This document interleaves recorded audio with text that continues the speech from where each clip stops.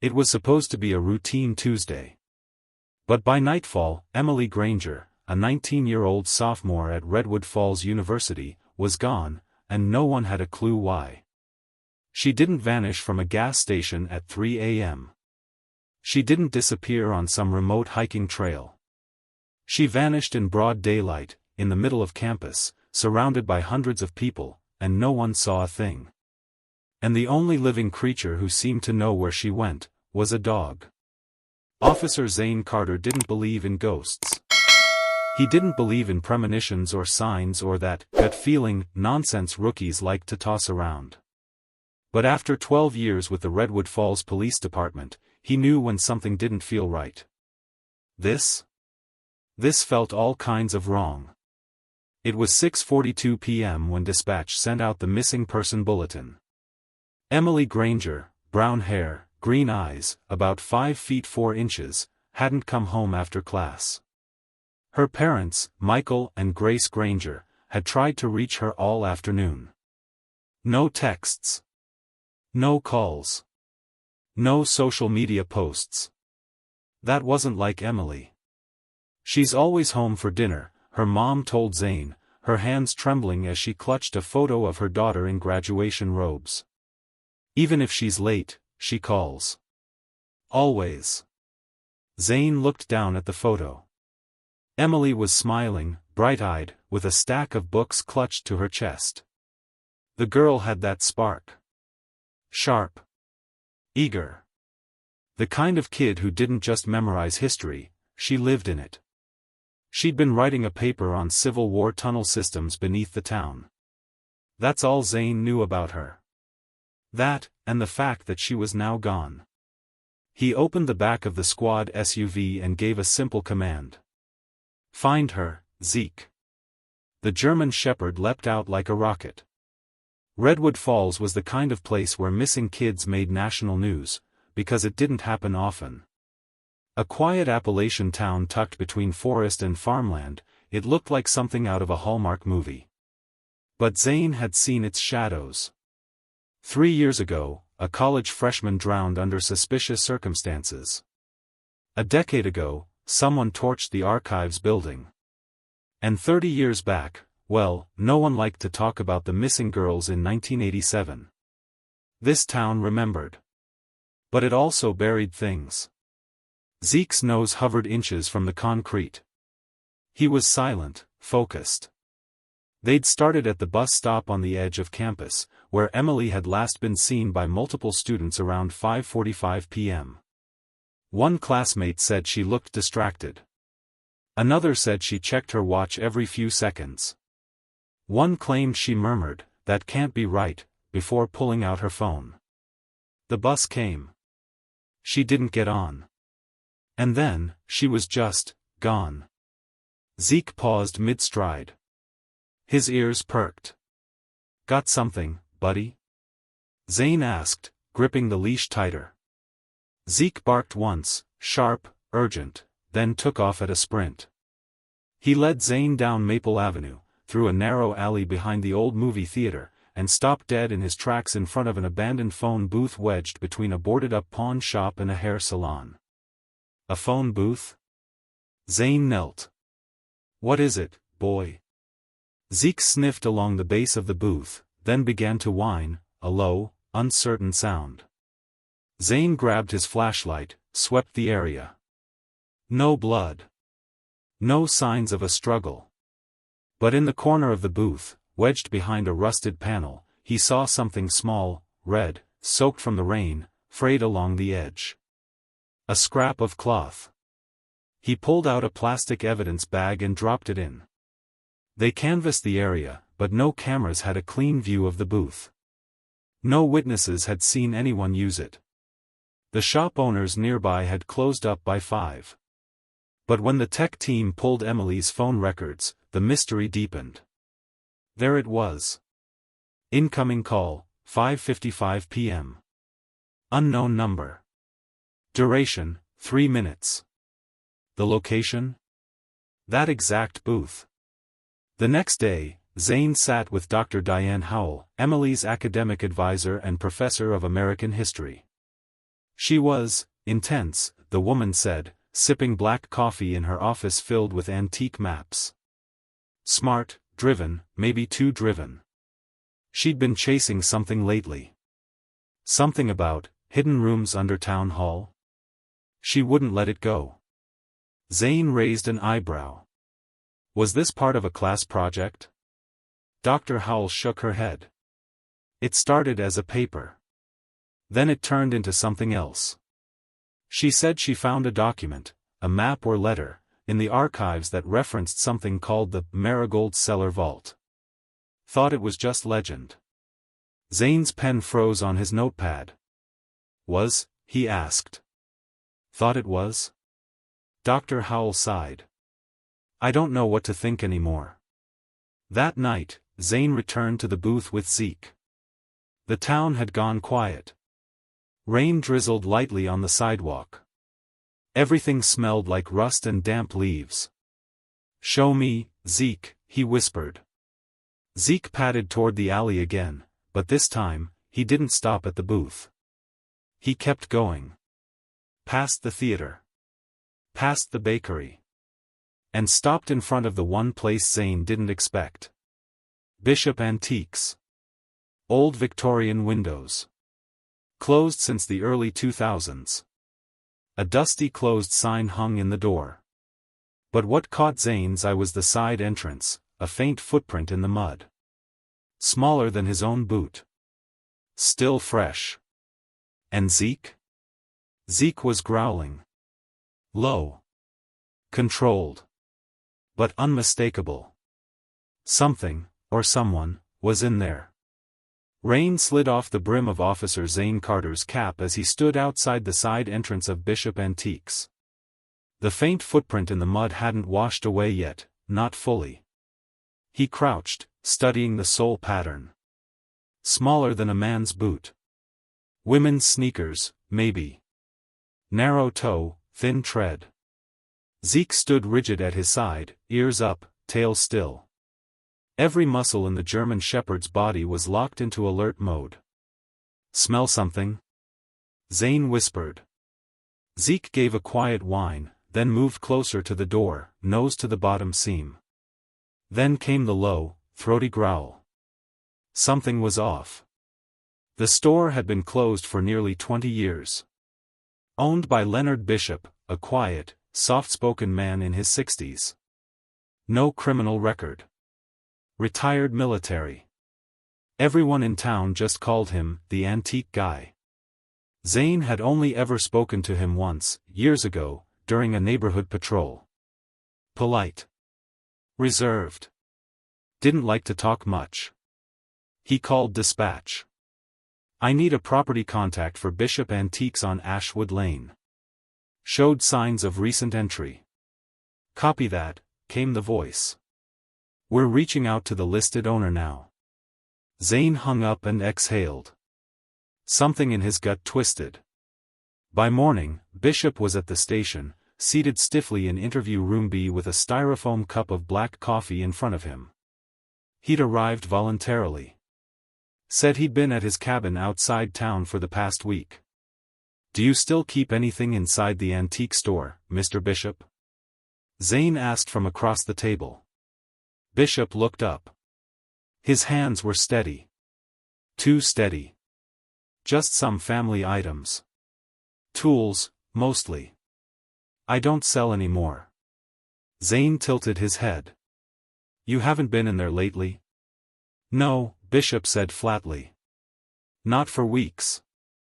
Zane slid a printed photo across the table. The boot print in the mud. A ruler placed next to it. Size 6 women's. We found this just outside the back entrance. Yesterday evening. You still sure about that? Bishop's jaw twitched. Just a little. There's raccoons in that alley. Could be anyone. Zane didn't press. Not yet. Instead, he leaned back and opened the folder on the table. Did you know Emily Granger? The name landed like a brick.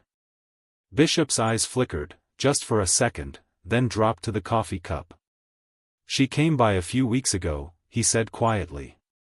Asked about the house. Zane waited. She said she was researching underground architecture for a class project. Wanted to know if the building had original foundations from the 1800s. I told her I wasn't sure. You let her in? Bishop paused. Briefly. She didn't stay long. Back at the precinct, Zane pulled the incident report together while Zeke rested at his feet. The tension never left the room. Zeke's eyes tracked every movement. By mid-afternoon, Zane headed to Redwood Falls University, hoping for more clarity. Dr. Diane Howell met him outside the Humanities building. She looked tired, her scarf tucked up against the wind. She wasn't working on a class project, the professor said bluntly. At least not officially. Zane frowned. Then what was she doing? Howell pulled out a manila folder and handed it over. Emily had requested access to some restricted records from the town's archive center, schematics, letters, even family estate inventories from the Civil War period. She said she was onto something big. Big how? She believed certain properties in town, including Bishop's antique shop, had hidden rooms or vaults. She found references to something called the Marigold Cellar Vault, a secret space supposedly used during the Confederacy to hide smuggled goods. Zane's eyes narrowed. And she told you this? She was obsessed, Howell said, not unkindly. Excited, too. She'd been spending nights at the library, cross-referencing deed records and old journals. Last time I saw her, she mentioned planning to revisit Bishop's property. When was that?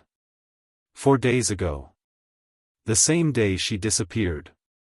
Zane sat in his cruiser, folder open in his lap. Inside were photocopies of hand-sketched floor plans, diagrams of underground corridors, and a black-and-white photo of the Bishop property dated 1862. In the margin of one document, Emily had scrawled in tight handwriting. The original foundation is deeper than recorded. Third-level cellar missing from modern blueprints. He turned to Zeke, who was seated upright, alert again. Want to check out a hidden basement? That night, armed with a warrant and the building owner now legally under suspicion, Zane and a small team returned to Bishop Antiques. Leonard Bishop wasn't home, he'd gone radio silent since the morning interview. Zeke led the charge inside. Dust thick in the air. Old furniture covered in stained white sheets. The hardwood floor creaked like it was moaning under their boots. Basement entrance is in the back, one of the officers said. They descended the narrow staircase. The air grew colder with each step. Zeke's body tensed. His nose worked overtime. The basement was lined with crumbling brick and rotted wooden beams. But something didn't sit right. Zeke stopped. Tail high, ears forward. Then he barked twice, sharp and urgent. Zane stepped forward, flashlight in hand.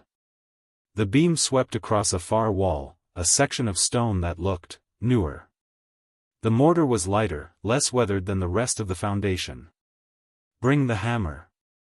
Within minutes, they'd broken through a thin layer of plaster and uncovered a metal hatch, welded shut from the outside. Zane's heart was thudding. They pried it open. What lay beneath wasn't a treasure vault, but a dark stone tunnel, about 6 feet high, sloping downward. The air was damp, stagnant. Zeke took one sniff, and growled low. They followed the tunnel about 20 feet in before it dead-ended. At the end stood a wooden shelf lined with old lanterns, antique books, and a single object that made Zane freeze. A small digital voice recorder, with Emily Granger's name etched into the side. He picked it up with gloved fingers and slipped it into an evidence bag. Next to it, almost hidden behind an old oil painting, was a spiral notebook. Half the pages torn out. But one line on the first page was unmistakable. If I disappear, it's because I found what they were hiding. Zane looked at Zeke. We're not just dealing with a missing person, he muttered. We're digging into something buried a long time ago. Zeke gave a single bark. And in that quiet, haunted cellar beneath the antique shop, something ancient stirred. The rain hadn't let up. It came down in slow sheets over Redwood Falls, soaking the pavement and turning the gutters into streams. Officer Zane Carter stood just outside the alley behind Bishop Antiques, watching his K9 partner sniff through the mud, ears perked, tail stiff. Zeke was locked in. Whatever trail the dog had picked up, it was fresh. Zane glanced at the side entrance of the building. Still locked. Still undisturbed, at least, to the naked eye. But Zeke didn't lie. "Go on," Zane whispered.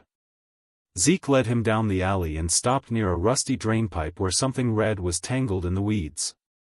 Zane bent down, pulling it out with gloved hands. A piece of fabric. Rain-soaked. Faded. But it looked a whole lot like the scarf Emily Granger was wearing in the photo her parents gave him. A lab would confirm it, but Zane's gut already had. Zeke had found her trail again. By morning, the precinct buzzed with quiet urgency. The piece of scarf was bagged and on its way to forensics. Emily's phone logs confirmed what Zane had suspected. The call she received, at exactly 5:55 p.m. the night she vanished, originated from that exact payphone. A public phone. No caller ID. No trace. But the timing was too perfect. Zane spread the timeline out on the whiteboard in the department conference room. 5:30 p.m. Emily leaves her art history class. 5:45 p.m. Seen at the campus bus stop. 5:55 p.m. Receives phone call. 6 p.m. Doesn't board the bus. 6:10 p.m. Last seen walking toward downtown. 6:42 p.m. Family calls 911. "What about surveillance?" asked Deputy Paige Larkin, flipping through the report. Zane shook his head. Cameras near the phone booth were pointed the wrong way. And the rest, too blurry, too dark. Useless. "But we do have something," Paige said, sliding a post-it toward him. A waitress from Maple Bean Cafe, 2 blocks from the phone booth, called in. Said she recognized Emily's photo. Claims she saw her that night. Zane sat up. "When?" "Between 6 and 6:15. Said Emily came in soaking wet, ordered coffee, sat near the window. But here's the kicker, she left without drinking it. Bolted the moment a blue sedan passed the cafe." Zane's jaw tightened. She was running from someone. The cafe was small, cozy. Brick walls, warm lighting, wood-paneled booths. The owner, a woman in her 40s named Rachel Monroe, brought Zane to the exact table. "She sat right there," Rachel said, pointing. "Hair dripping wet, hands shaking. I figured she had a fight with a boyfriend or something." "Did she talk to anyone?" "No. But she kept looking outside, like she was watching for someone. Then this blue car drove by, older model, looked like a Buick, and she just panicked. Took off through the side door and was gone before I could blink." Zane turned to Zeke. "Let's see if you can pick it up again." He gave the command. Zeke sniffed along the booth, the exit door, then down the side alley. 20 minutes later, they were standing behind the abandoned county archives building. Zeke barked once. Then twice. He pawed at a vent near the foundation, an old maintenance shaft rusted at the corners. Zane dropped to one knee, flashlight in hand. The cover was loose. Inside, partially buried in leaves and debris, was a bundle of damp papers held together with a red hair tie. Emily's handwriting was instantly recognizable. Back at the station, Zane spread the papers out carefully under a desk lamp. They were rough sketches, hand-drawn maps, fragments of Civil War tunnels beneath the historic district, many of them centered around Ashwood Lane and one address in particular. 315 Ashwood Lane, the Bishop House. At the top of the main page, scribbled in a hurried scrawl. "Marigold Vault, it's real. And I know who's hiding it. That night, Zane visited the one person who might know more about those tunnels than anyone else in Redwood Falls.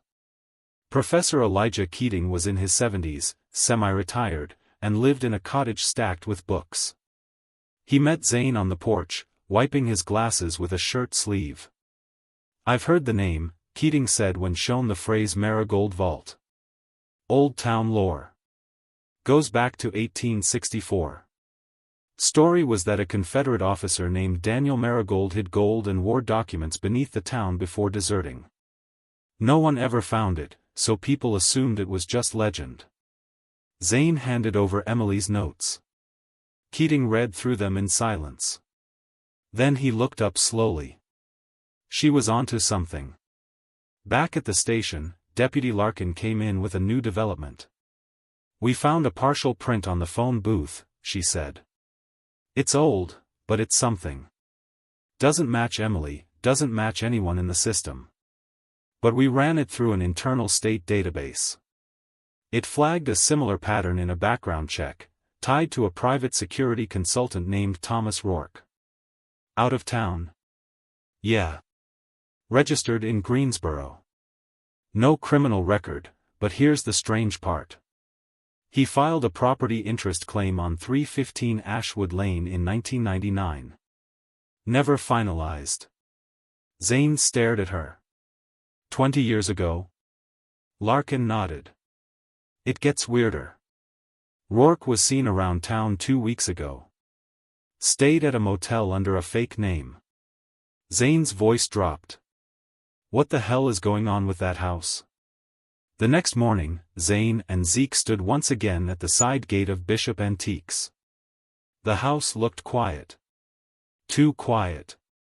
He knocked. No answer. But Zeke's growl told him something was moving on the other side. Zane turned the knob. It was unlocked. He stepped inside, hand on his holster. The house smelled of dust and age. Faded wallpaper, creaky floors. Glass cases lined the walls with antique weapons, old coins, yellowed maps. Zeke stopped at the top of the basement stairs. He wouldn't go down. Instead, he circled to the living room, and sat in front of the old fireplace. Then he barked. Once. Twice. Zane looked closely. The hearthstone had scratch marks. And behind the wood paneling, a draft. A hidden door? He pulled the panel loose. Inside was darkness. And stairs. Leading down. Officer Zane Carter stood in the center of a musty basement that hadn't seen daylight in over 100 years. The air was dense with mold and old stone. Dust hung in the beam of his flashlight like floating snow. Beside him, K9 Zeke sat alert, ears perked, eyes locked on the far wall. Something was back there. Zane could feel it. More importantly, Zeke could smell it. Behind them, Detective Jenna Morris muttered, "This place gives me the creeps." She wasn't wrong. The house above them, 219 Ashwood Lane, was registered to Leonard Bishop, the town's most elusive antique dealer. Zane had interviewed Bishop twice already. Each time, the man had played the part of the polite, aging collector. Said Emily Granger had visited once or twice, asked about local history. Said he hadn't seen her since. But Emily's notes told a different story. Just the night before, Zane had sat in his garage with a dozen pages spread across his workbench, sketches of tunnel layouts, copied deeds from the late 1800s, and in the center, Emily's journal entry from 4 days before she vanished. The Bishop property lines matched the Marigold ledger. The cellar design is too symmetrical to be original. There's a second chamber. There has to be. She had underlined that last sentence 3 times. Now, Zeke was sniffing along the wall like a bloodhound, his paws dragging across warped cement and rotting wood. He paused at a section beneath an old furnace vent and let out a low, deliberate growl. Zane stepped closer and tapped the wall with his flashlight. "Hollow. Let's see what secrets you've been keeping," he whispered. Jenna radioed the tech team upstairs. Within minutes, 2 forensic specialists brought down portable imaging equipment. They scanned the wall with a handheld LiDAR unit. The display lit up almost instantly. There was definitely a space behind it. Roughly 6 feet deep by 10 feet wide. Looks like an old crawl space, one of the techs said. Might have been sealed up during Prohibition or earlier. Zane narrowed his eyes. Or maybe someone didn't want it found. Breaking through took 45 minutes. When the last brick was removed, the air that spilled out smelled like wet fabric and rusted metal. Zane ducked under a low beam and stepped inside. The space was tighter than expected, barely shoulder width in parts. But the second he swung his flashlight to the back wall, he stopped. So did everyone else.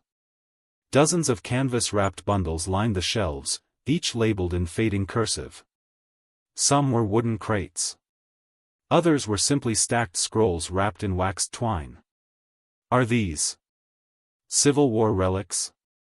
Jenna asked. Zane nodded slowly. Or older. They found Confederate uniforms. Ledger books from 1863. Medals, swords, and a ceramic jug with a faded Union stamp. But what stopped them cold was something lying beside the largest crate. A black voice recorder. Scratched. Weathered. But intact. Zane picked it up with gloved hands. Get this to audio forensics. Now. Hours later, back at the station, Zane sat in the audio lab as the technician adjusted the volume. The voice that played back was unmistakable, young, clear, with a trace of fear behind every word. It's real.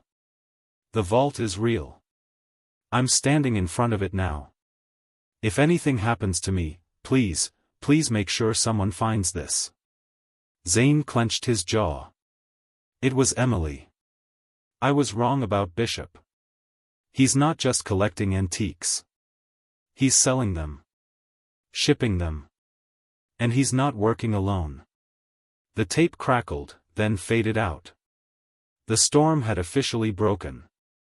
Zane walked straight into Bishop's shop the next morning. You lied to me, he said, dropping the voice recorder on the glass counter. Bishop went pale. Within the hour, they had a warrant and took him into custody. In the interrogation room, Bishop sat slouched in a folding chair, hands trembling, refusing to make eye contact. She came to me, he finally muttered. Said she wanted to write about the vault. I told her it was just a myth. But she knew too much. She had maps. Names. Old registry records. He wiped sweat from his forehead.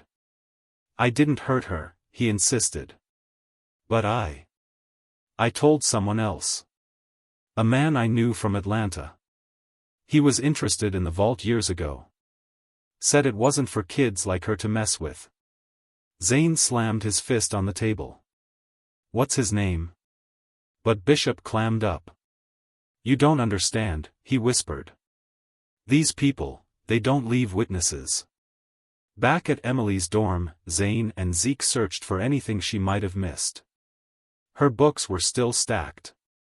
Notes were pinned across her corkboard, references to old churches, tunnels, and one specific name that now jumped off the page. Marshall Penrose, a Civil War-era banker who was rumored to have funneled stolen Union gold through a secret society. His estate?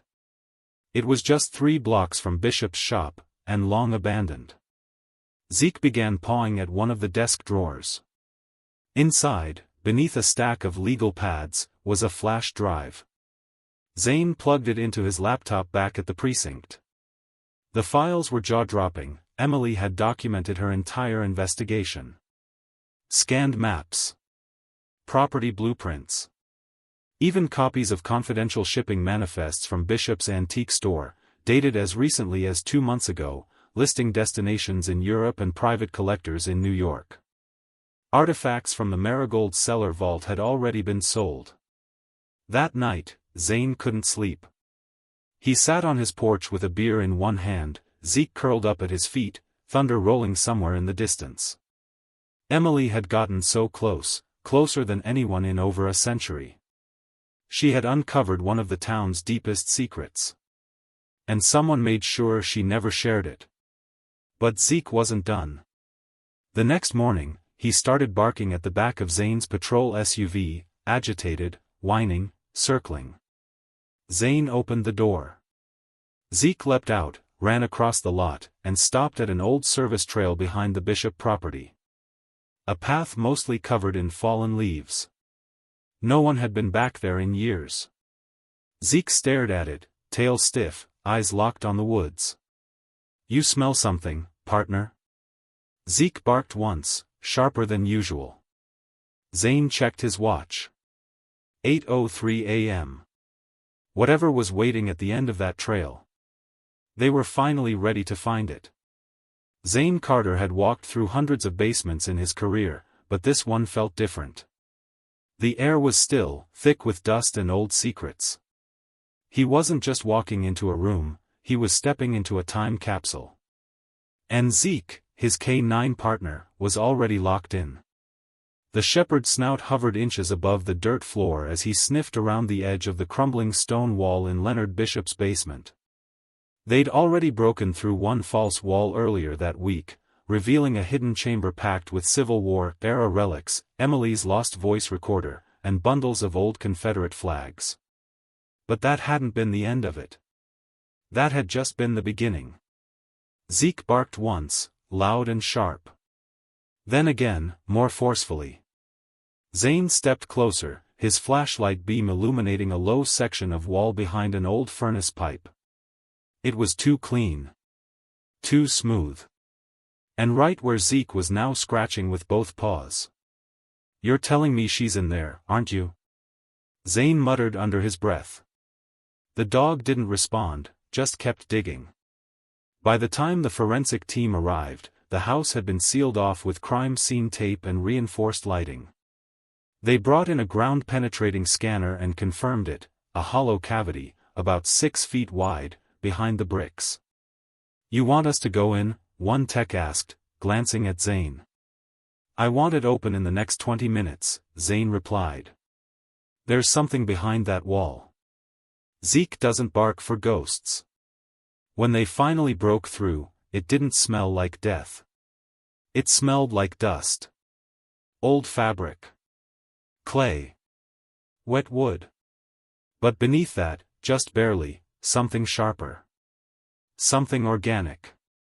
Like time had tried to bury it but couldn't quite keep it down. Zeke froze at the opening. He didn't bark this time. He whimpered. And Zane knew.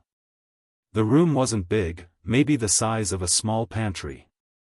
But stacked inside were wooden crates, cracked open, filled with Civil War memorabilia, folded uniforms, moldy journals, rusted medals, and brittle newspapers sealed in glass. Near the back, under a faded Confederate banner, was a metal trunk. The latch broke easily. Inside it, packed with silk and linen wraps, were several bones, long bones. Human bones. And clinging to the inner lining of the fabric, a single strand of brown hair. The lab confirmed it 48 hours later. Mitochondrial DNA matched Emily Granger. Zane didn't sleep much that night. He kept thinking about that journal entry they'd found among her things. "If I disappear, it wasn't an accident. History has enemies." Leonard Bishop cracked on day 3. He hadn't lawyered up right away. At first, he denied everything. "She came here asking questions, sure. About the house. About tunnels. I told her what I knew." But when Zane slid the DNA results across the table, and then laid out one of Emily's hand-drawn maps, pulled from a hidden vent behind a cabinet, his shoulders dropped. "I never wanted to hurt her," Leonard whispered, staring at his weathered hands. "I swear to God, it wasn't supposed to happen that way." "Then tell me how it happened," Zane said coldly. Emily had been persistent. Too persistent. She'd discovered that Leonard's great-grandfather had owned the house during the Civil War. She believed the Bishop family had hidden relics and valuables, avoiding federal seizure during Reconstruction. Emily traced the history through land deeds, census records, and letters, many of which she wasn't even supposed to have seen. And she was right. Behind the furnace wall, she'd found the second chamber, the original vault. She saw the relics, Leonard admitted. All of them. Said they belonged in a museum. That she'd go public if I didn't cooperate. He paused. Swallowed hard. I tried to talk her down. I begged her not to ruin everything. That stuff's been in our family for over 100 years. According to Leonard, Emily turned to leave, with a leather-bound journal in her arms. He panicked. Grabbed her arm. She jerked away, tripped over the uneven bricks at the threshold, and hit her head against a stone shelf. She stopped moving. Just like that, he whispered. There was blood, but not much. I thought she was still breathing. But she wasn't. Leonard dragged her into the vault and panicked for 2 days, unsure what to do. Eventually, he wrapped her in antique linens, the softest ones, like she was sleeping, he said, and sealed the room with a layer of bricks he mixed himself. I thought, maybe they'd never find her. He was wrong. Zane sat in the dark, staring out at the woods behind the police station while Zeke rested by his feet. He felt no satisfaction. No pride. Only weight. Emily had died because she believed too deeply in truth. She was one of those rare people who thought knowledge was worth something, that secrets had no place in the dark. And someone silenced her for it. Zeke lifted his head, ears twitching. The dog had sensed the shift in energy before Zane could even name it. Maybe that's why Zeke had led him to the booth. To the wall. To the bones. Zeke hadn't just followed a scent.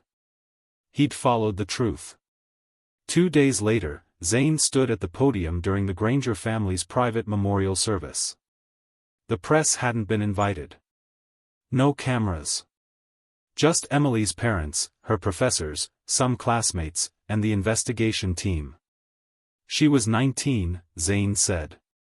And she died with a journal in her hands. Because she believed the past deserved to be seen. That the truth matters more than tradition. That silence doesn't preserve, it hides. And history doesn't belong to any one person. It belongs to us all. He stepped back, eyes misted, as Zeke sat quietly beside the casket, head bowed. Later that week, the North Carolina Historical Commission announced that Leonard Bishop's hidden collection, including over 130 Civil War artifacts, would be placed on permanent display at the State Museum in Raleigh, with a special exhibit titled "The Vault They Tried to Bury." A bronze plaque below the entrance bore her name. Emily Granger, 2004 to 2023. Her pursuit of truth uncovered what time tried to erase.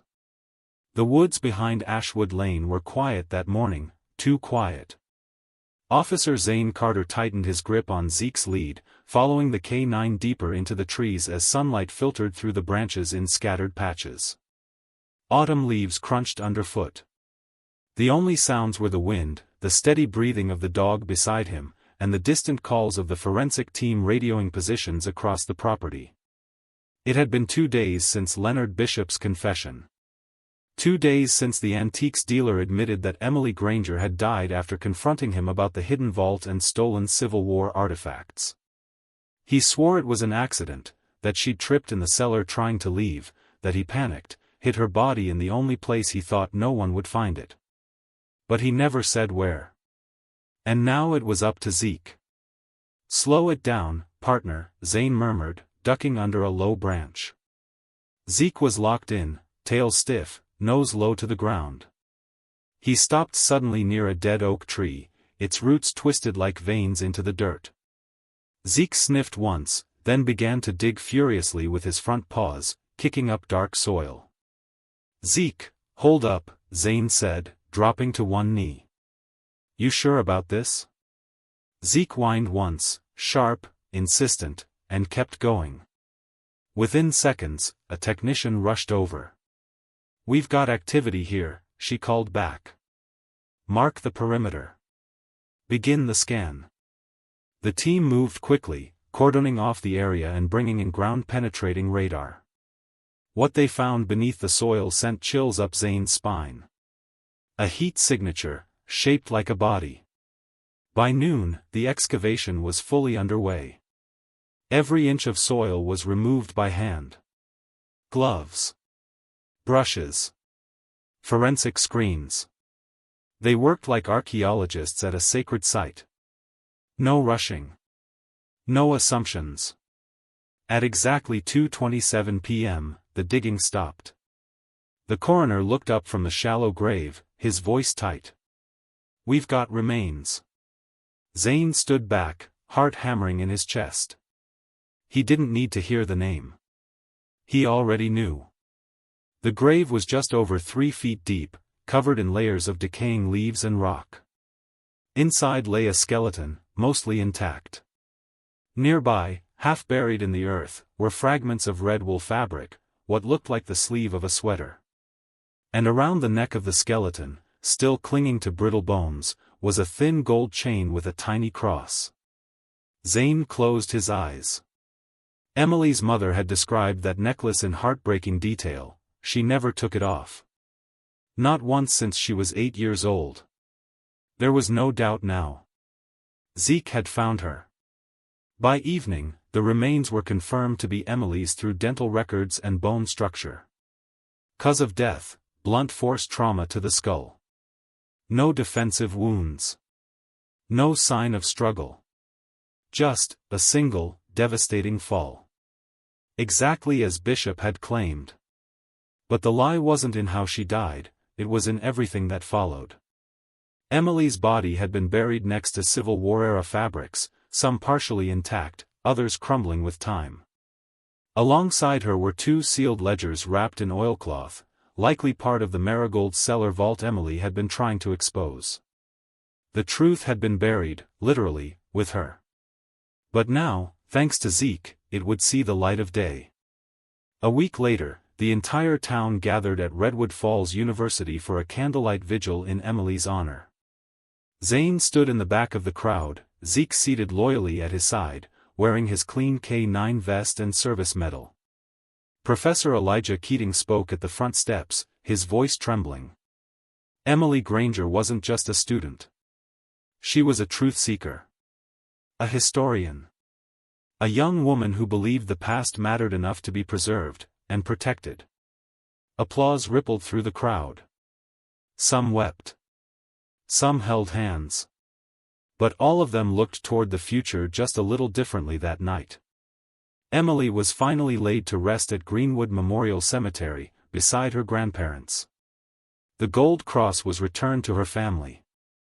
As for Leonard Bishop, he was sentenced to 15 years in prison for manslaughter and obstruction of justice. His antique shop was closed, and all remaining Civil War artifacts were seized by federal authorities.